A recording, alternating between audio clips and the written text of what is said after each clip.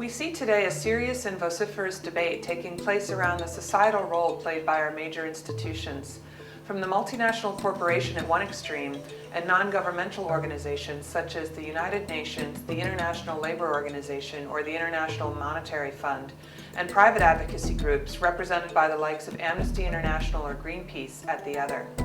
There is a profound questioning of whether the business of business is business alone, or if corporations should serve a higher purpose.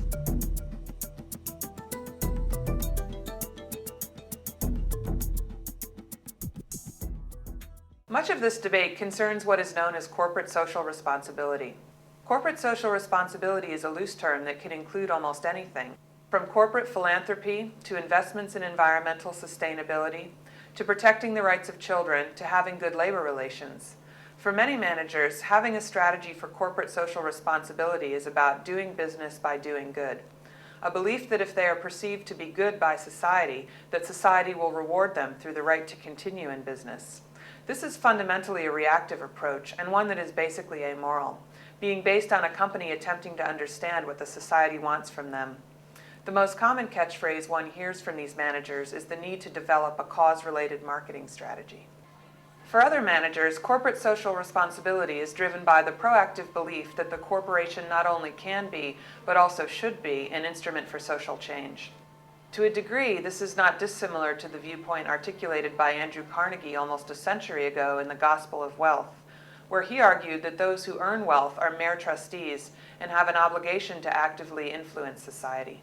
What is interesting about the rise of corporate social responsibility and the discussions around the nature of civil society is the extent to which it ignores almost completely the role played by the everyday individual as a worker, consumer, or simply interested or uninterested bystander. Like many political debates, it is very easy to lose sight of the common man and woman, except as they appear periodically as statistics in a poll or as stereotypical self-interested consumers or downtrodden third-world sneaker factory workers. It is the common man and woman that we bring to the fore in this documentary. We are not interested in the CEO or animal rights advocate, but the average Joe and Jane on the streets of America, Australia, Germany, Spain, Sweden, China, Turkey, and India, revealing to us why they believe what they believe and why they do what they do. It requires far more for a society to become civil or a corporation to become socially responsible than for its political or economic leaders to espouse a viewpoint, however noble or high-minded. Corporations and societies become responsible in large part because the average individual understands and acquiesces to the position reflected by social and corporate leaders and will engage in behavior consistent with that belief. Corporate social responsibility is not possible without consumer social responsibility and worker social responsibility. A civil society is not possible without civilian involvement and accountability. Are we as individuals as noble as we say in the polls? Are we truly willing to sacrifice for the higher cause, or is it simply someone else's responsibility? Is there any truth in the saying that consumers may profess to be social radicals in surveys, but are most definitely economic conservatives at the checkout counter? In what follows, we will allow you to see how consumers in different countries react to alternative situations relating to their behavior and that of their country and cultural peers. Watch and listen as individuals map out their own logic and beliefs about ethical conflicts as wide-ranging as the seemingly innocuous day-to-day purchasing of bath soaps and the environmental and animal rights issues hidden therein, to their reactions to the labor practices of major brand manufacturers such as Nike, to the supposedly victimless crime of purchasing counterfeit goods. What is perhaps surprising is the degree to which people in different cultures behave similarly, even though they rationalize their behavior in very different ways. As you will see, consumers in America, Australia, Germany, Spain, Sweden, India, Turkey, and China differ only in why something is unimportant or can be rationalized away, not in the fact that any of them care anymore about a specific cause.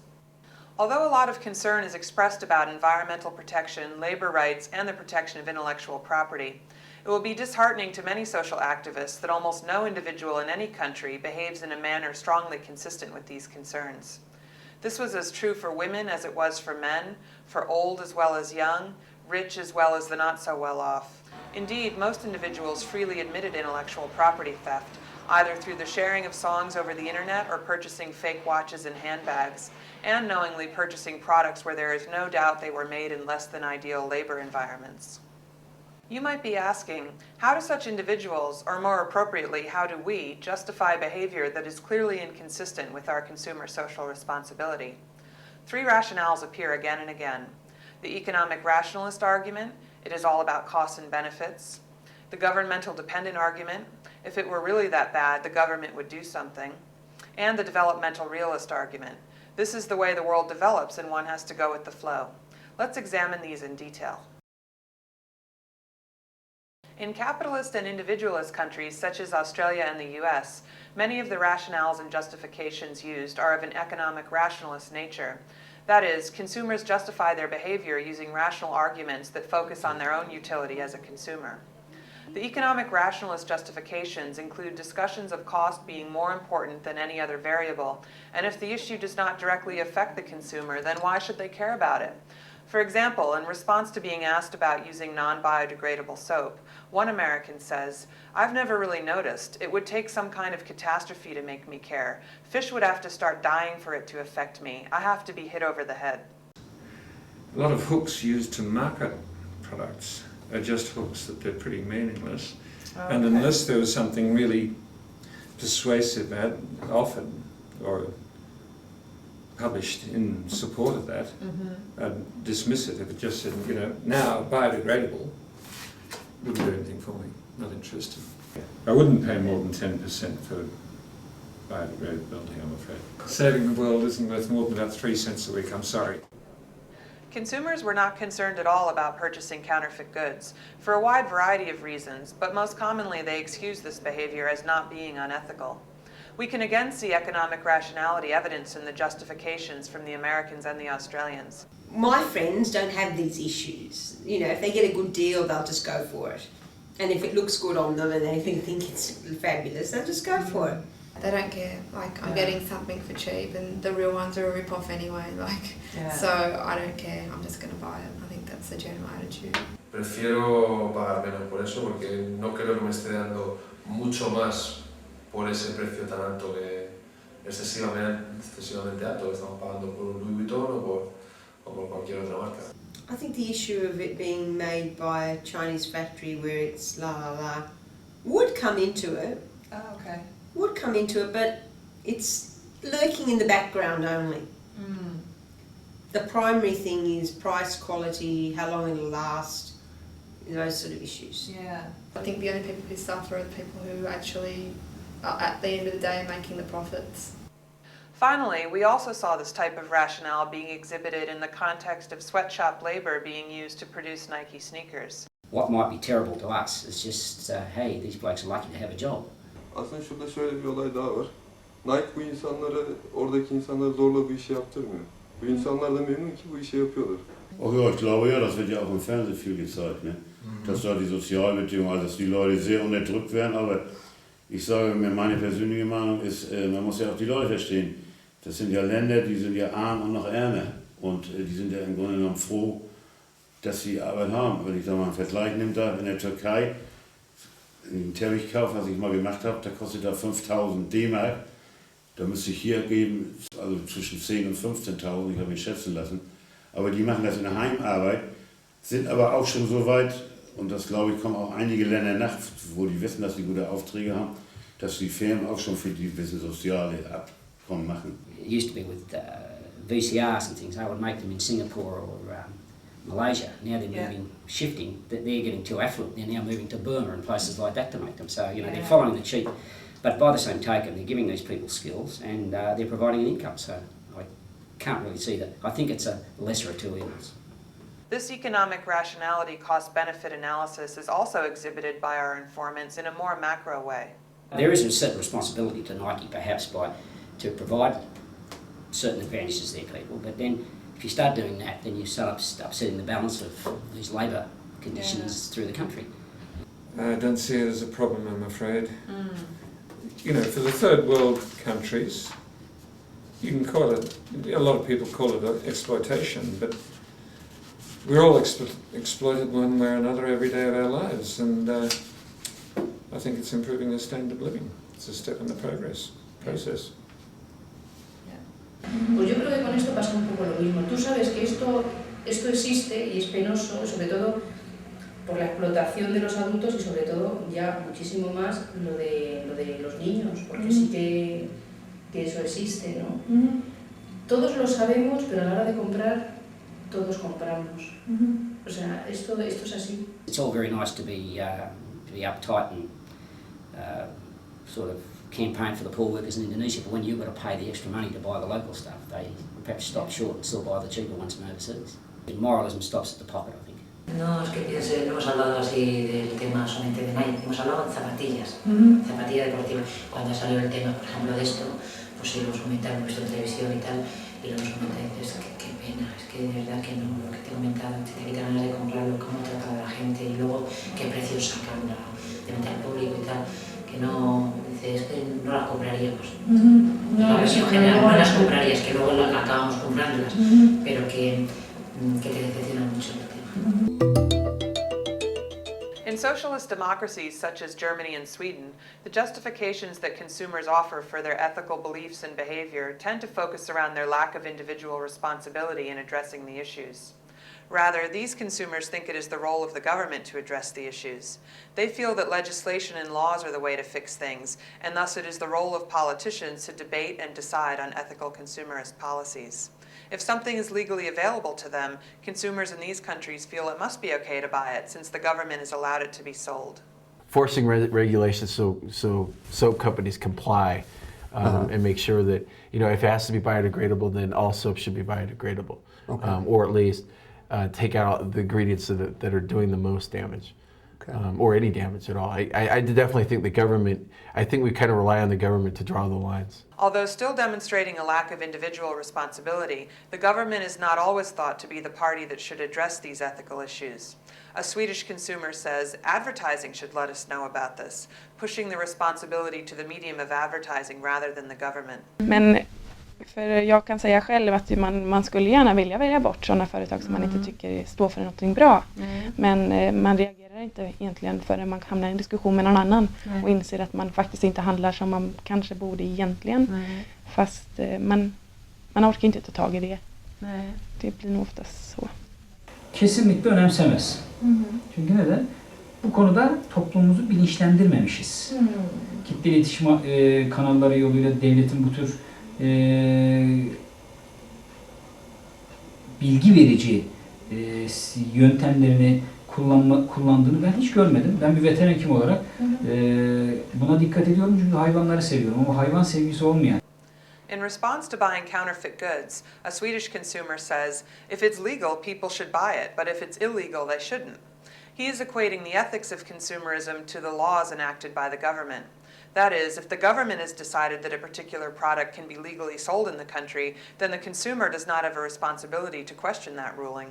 Yani öyle radikal kararlar alınması lazım ki yani işte 10 tane 20 tane satıcının kasetlerini alıp kırmayla bir şey olmuyor. Yani devletin, hükümetin çok iyi kararlar alıp bu işe herhalde sonuçta bir çözüm bulmaları lazım insanlar. Burada dünyanın biraz da global bir sorunu. İşte oradaki insanların biraz da fakir kalmışlığında açıklanabilir. Ama ne olursa olsun oradaki hükümetin bir işçi standartı, bir iş standartı koyması lazım olduğunu da gösteriyor. Yani mesela bir minimum wage koysalar, bir alt limit koysalar ücretleri, mesela Nike buradan o kadar kâr edemeyecek yani. Çok bariz. Valla tabii yani oradaki işçilerin sömürülmesi olayı ayakkabıyı giyen açısından pek önemli değil bana göre. Çünkü niye? Vatandaş bakıyor diyor ki ben ilk önce arkadaş yolda yürürken sağlıklı yürümem lazım. Uzun mesafede tabanım rahat edecek. Daha çok mesafe alabileceğim. Sağlık açısından bana bir takım kazanımlar verdikten sonra o fabrikadaki işçilerin düşük ücrette çalışmaları o kadar da beni pek ilgilendirmiyor. İnsanlarda akıl var, o zaman çıksınlar başka yerde çalışsınlar veya o fabrikaya bir takım yaptırımlar uygulasın o ülkenin devleti veya hükümeti neyse. Yani ben bir kullanıcı olarak o kadar önemsemiyorum. Önemli olan malın kalitesi ve bana kazandırdıklarıdır. We also see the shifting of blame to the companies themselves, not always to the government. For example, in discussing athletic shoes made in sweatshop conditions in Southeast Asia, a Swedish consumer says, "It's Nike's fault, not mine." Amongst many German consumers, this lack of individual responsibility is revealed in what we call a traditionalist manner. That is, consumers feel because it is not up to them to do anything about these problems, why should they waste their time thinking about them or changing their consumption patterns? Another says, don't talk about things that don't concern you and you can do nothing about. Here we see that because it is up to someone else besides the individual consumer to address these issues, the question then becomes, why should anyone think, talk, or act about the issues at all? It is clear there is a lack of the concept of individual empowerment with regards to consumer ethics issues amongst many consumers in these socialist democracies.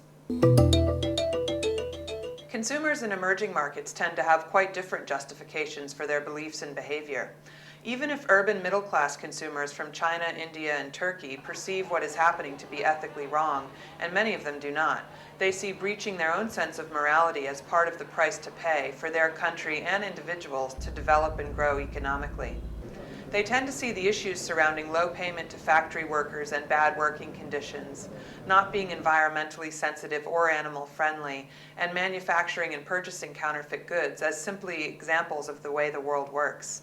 Because they are intimately familiar with these practices, and that is all they have known, they simply accept them.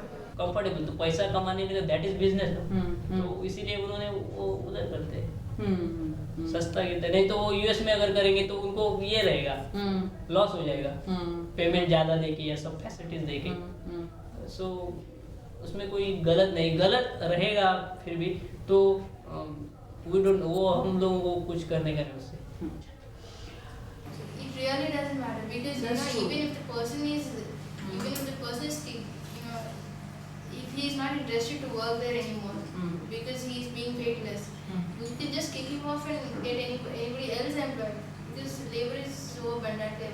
There is a problem of unemployment. It has been a chronic problem. Still it's standing. Tú personalmente, pues sí, puedes decir, no compro Nike, pero claro, ¿quién te garantiza que lo que compras no sea porque lo están explotando?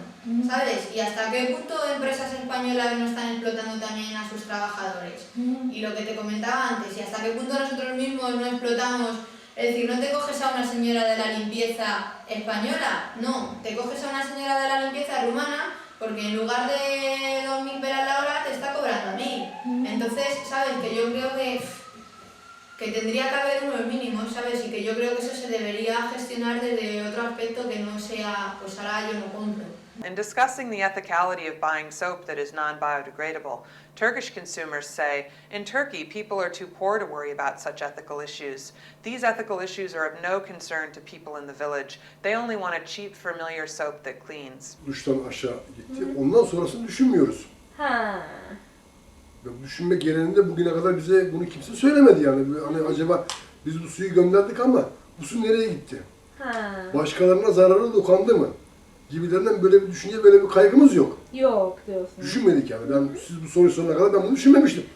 In response to sweatshop labor conditions, one Turk says, living conditions, natural laws, and the rules of life are like this. We saw like that, lived like that. İstanbul'da bir A belediyesini basan Hayvan Sevenler Derneği dışarıda bekleyen, ekmek kuyruğunda bekleyen, ekmek yardımı almak için kuyruğa giren vatandaşlar tarafından bizler açız, sizler hayvanları düşünüyorsunuz deyip derneğin üzerine yürümüşlerdir.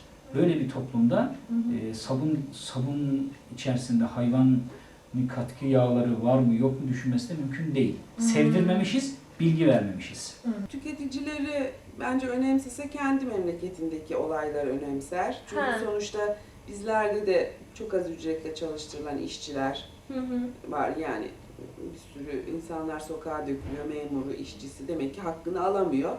Ne kadar duyarlıyız o tartışılır ama ben pek duyarlı olduğumuzu düşünmüyorum. Çünkü hakkımızı aramak için ben hiçbir zaman sokağa yani bir yürüyüşe katılmadım. Aslında katılanlara zaman zaman benim fikrime uygun olanları da där de kanske inte har, de har så mycket andra problem så de orkar inte bojkotta liksom Nike för den sakens skull och för den delen så tycker de ju säkert att det är höjden av lycka att få på en Nike-sko, för att då tillhör man lite utav västvärlden ändå. Most Chinese consumers do not think there is an ethical issue at all with sweatshop labor conditions. They think the pay is normal for the local area and shouldn't be compared to wages in other countries. Some Chinese consumers also use their knowledge of how capitalism works to justify their lack of concern. One consumer says, "To have exploitation of the workers is quite natural. This is the natural adoption of every business throughout the world. The capitalist class is quite oppressing. We learnt it when we were in primary school. They are capitalists, so they will pursue high profits. You will be laid off if you aren't oppressed by others. The boss gives money to you, the boss earns money, then you have money. No one is hurt, everyone is one." Indian consumers echo this acceptance of labor conditions in similar ways to the Turkish and Chinese. For example, one consumer says, "What can we do? It has nothing to do with us. Some people earn well, some countries are poor. That is business. It's cheap for Nike. If they try to do this in the US, they have to pay more. There is nothing wrong. If the workers had no job, then how would it be? At least they have food to eat."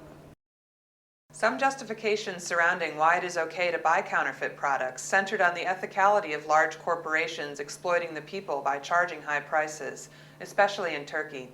One consumer says, "Because the registered owners of these brands are wealthy Americans or developed Western countries, people don't really care so much. They think these brands have come out by way of exploiting us. Rather, some people see counterfeits as a positive development against the exploitation. I heard about people talking positively about counterfeits. They hold negative attitudes towards America. There may be people even saying, 'Let these brands go belly up, who cares?'" Other justifications centered on the right of people in developed countries to say that buying a counterfeit is wrong, considering the economic condition of the majority of the population. Chinese consumers accept counterfeit goods as a normal part of everyday life. One consumer explained that it's acceptable in China but not abroad. We earn RMB and American people earn dollars. He thinks it is not fair to hold Chinese consumers to the same standards, considering their reduced ability to buy the real thing. He says, "I know it's not ethical. People would buy real ones if they were cheap." Indian consumers echo these justifications when discussing the ethicality of buying a fake Louis Vuitton bag. See, it's not wrong. You can't afford it. When you can't afford it, it's like, how can you talk about ethics when the basic necessities are not met? You need a good bag. Okay, the good bag is there. You can't afford a real one, and you're taking it. You don't see. It's like you don't have the choice to really sit and talk about ethics. You can talk about ethics when you have everything in front of you. Corporate social responsibility is not possible without consumer social responsibility and worker social responsibility.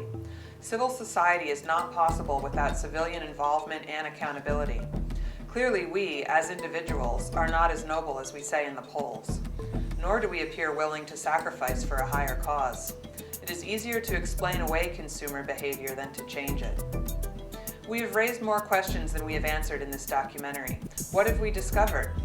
Consumers are, generally speaking, less likely to act in ways that require social goods trade-offs than normally believed. We might care about the environment, but we will continue to get into the SUV until the petrol prices demand a change in behavior. Consumers behave quite similarly in different countries and cultures. However, their justification for their behavior is very much embedded in their culture. We all might not care about counterfeit goods, but why we don't care is very different. Finally, individuals appear to demand from corporations and governments a model of behavior that they themselves do not follow. Clearly, we expect others to do as I say, not as I do, when it comes to social responsibility. All of this leads to a series of important questions and related quandaries. Should we change individual behavior? And if so, how can we change it? And who or what should be the vehicle for that change? For example, is it the role of corporations, NGOs, governments to change consumer behavior?